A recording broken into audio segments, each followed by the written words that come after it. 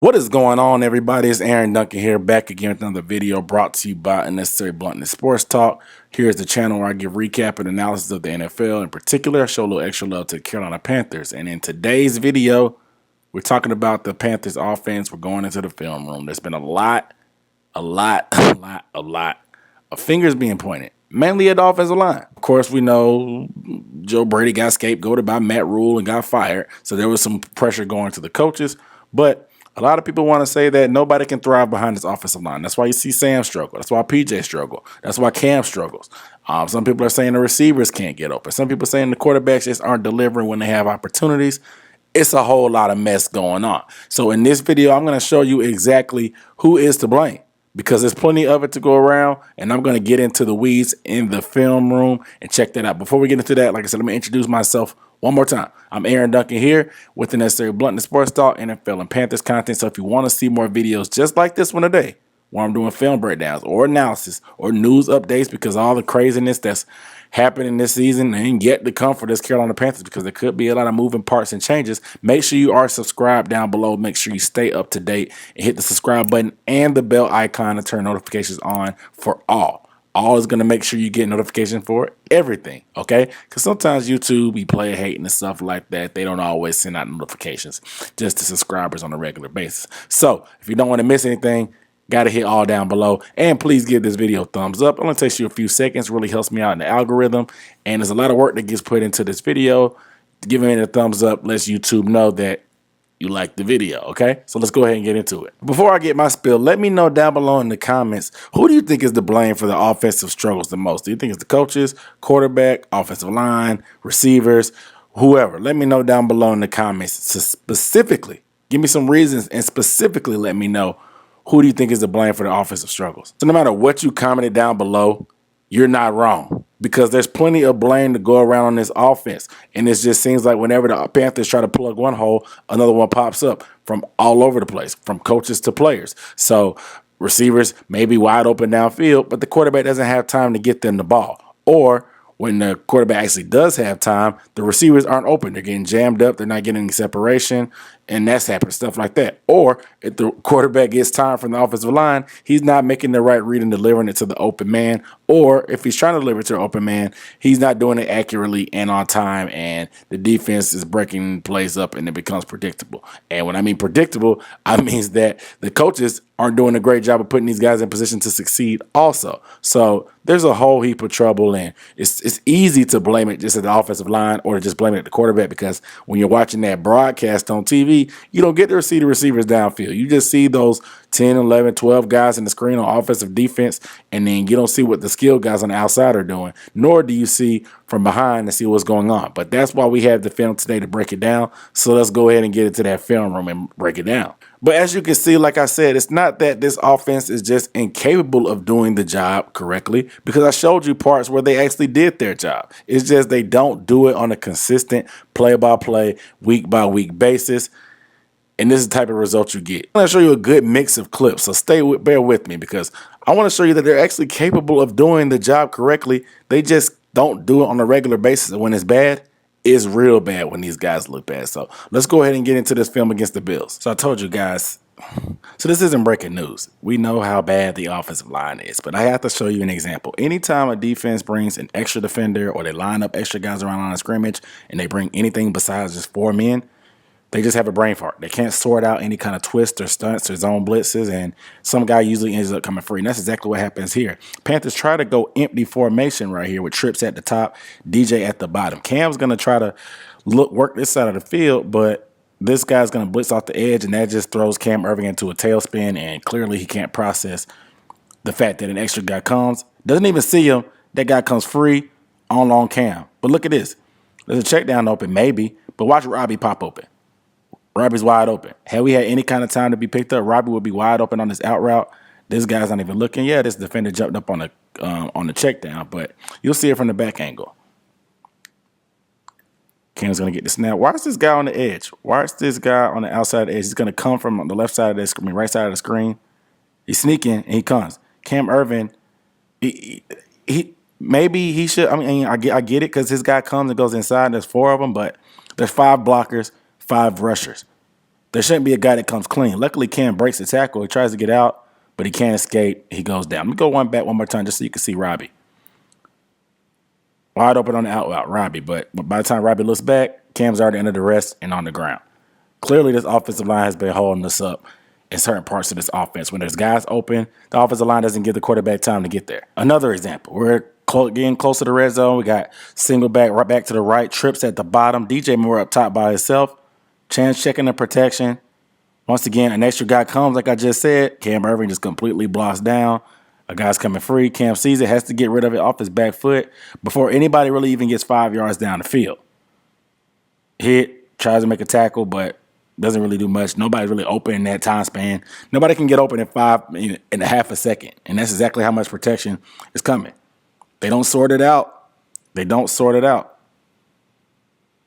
teaming one guy while one guy's coming free. It just doesn't make sense. You don't give anybody time to get downfield. Plays can't develop if you can't block for even 2 seconds. But like I said, the offensive line does not deserve all the blame because there's plenty of instances, like I'm about to show you, where they do their job. But there's other guys on the field, 6 other guys on the field that have to execute too. So let's roll this play. We got empty formation yet again.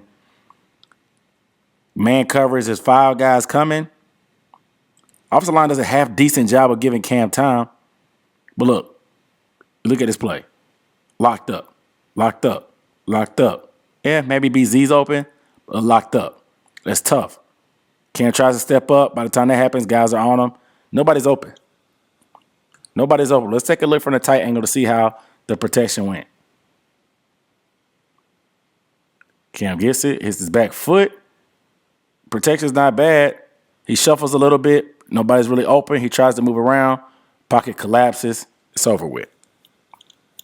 I mean, you can't really ask for too much more from the offensive line there. Yeah, you want to be a little bit cleaner pocket, but, I mean, as bad as these guys are, that's a pretty half-decent job. Nobody was open, though.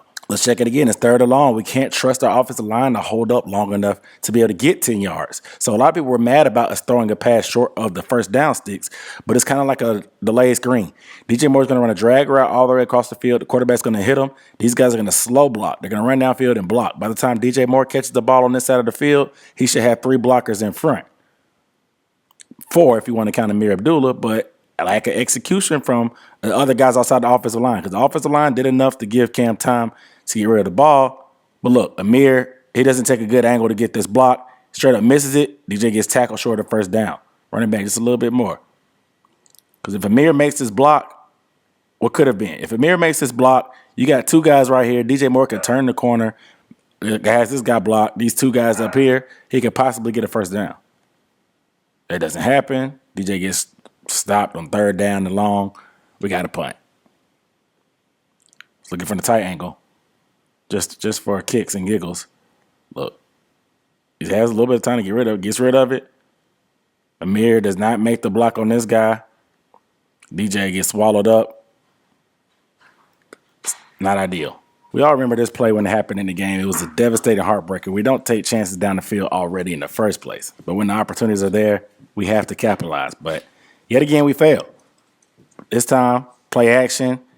There's going to be plenty of time. Look at this perfectly clean pocket. DJ Moore's down here at the bottom. He's tight right now, but he runs by him. By the time he's getting ready to cock and throw, too much pressure, underthrows. You got to make a better throw there. You're going to see it from the back angle. Cam should have shuffled his feet, took a little sidestep, and he still would have had time to get the ball to DJ.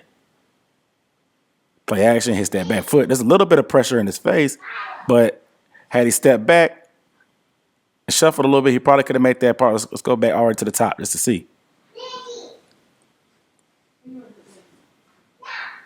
Play action. He looks. DJ's by him.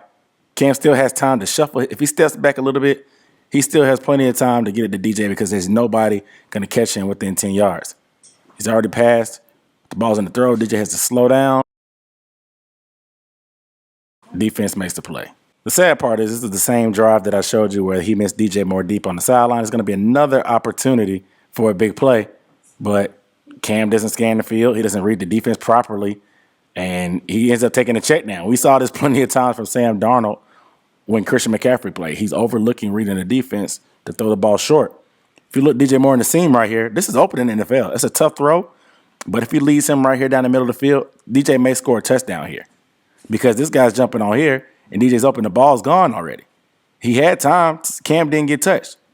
He didn't get touched. So the offensive line, you can't blame them. They did their job here. The receivers got open. The play call was great. Can't blame coaches. This was on Cam. I know a lot of people don't want to point the blame at him, but it is what it is. Look at that. DJ's a linebacker on him and nobody else in the middle of the field. That's a big play. But the ball's already gone. He's going through he didn't go through all his reads properly, and he went to the check down automatically, similar to how we saw Sam Darnold passing on plays earlier in the year. And DJ Moore clearly looks frustrated the way he's tiptoeing and jogging. I'll go back one more time. DJ's in the slot right here. He has time. Look at this. He has time, but gets rid of it too quick. If you're patient enough, you can read and trust your reads. You can get that big play. I know it's going to hurt a lot of people's feelings to see that actually Cam's not the problem. I know the circumstances aren't ideal because he came into the season too late, but you can't just completely blame everything on the offensive line. This offense as a whole is just terrible. Too much talent for it to be happening. It's not as if the team is incapable. They can block when needed to. Look at this run play right here for the QB power. They ran this play so perfectly. Look at it. Look at that big hole for Cam. You'll see the perfect blocking. It's a first down. Early in the game, Cam's feeling it. Points. Let's look at it from this angle. Michael Jordan right here, the GOAT. I call him the GOAT. He's going to pull, and then Chuba's going to fake left. Defense is going to flow. Michael Jordan's going to lead up in the hole for Cam. It's going to be blocked pretty well. Look at that. Boom. Jordan pulls. Cam Irving's even coming through the hole, getting some work. He makes that block. Look at this big open space. Big open spaces. Cam gets through there, one-on-one with the safety, gets what he can, gets a first down. They could block at times. But here's a perfect pitch and catch. You're going to see a flood right here. You're going to get a drag route coming across. Robby's going to run the deep out. DJ Moore's going to run the go. Cam's going to actually get great protection from the offensive line. He's going to have time to deliver. Everything working in unison on a play like this. You had the talent. Look at that pocket. Pocket is perfect for Cam.